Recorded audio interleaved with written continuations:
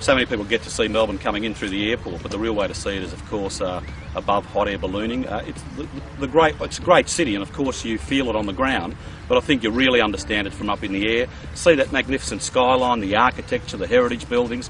The major attractions are like the MCG, like the exhibition buildings, like Albert Park, and I found it, as Minister for Tourism, just an exceptional experience. I've never been up in the air, hot air ballooning over Melbourne. I've done it in other destinations, but this tops the lot, and certainly we use it quite extensively in our promotional activities. I think one of the icon shots of Melbourne is hot air balloons in the sky, and I think there's nothing better than getting your own picture out of a hot air balloon, experiencing that early, crispy, lovely morning with the sun coming up. And Melbourne is one of the few cities in the world that you can hot air balloon, and it's a great, exceptional experience. I mean, there's hot air ballooning, of course, in outback areas, in rural areas away from cities, but I think it's just an additional phenomenal thing, being able to experience something that you normally would not experience in a city, and Melbourne's one of basically a handful of cities in the world that you can do that. Beautiful, very peaceful, and a lovely way to start the day.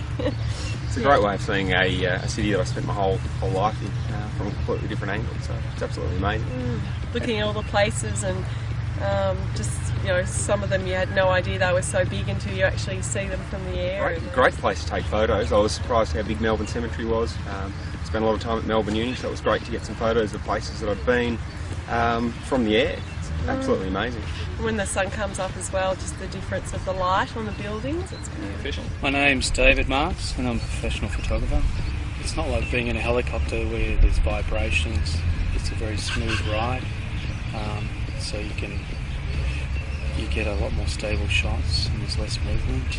And watching the light come up, it's a photographer's dream. It's that magic minutes of sun rising and the light changing, raking across buildings.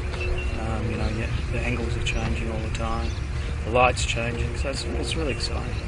I'm scared of heights, so I came here thinking I'm going to be screaming my head off and drive everybody insane, and it didn't happen.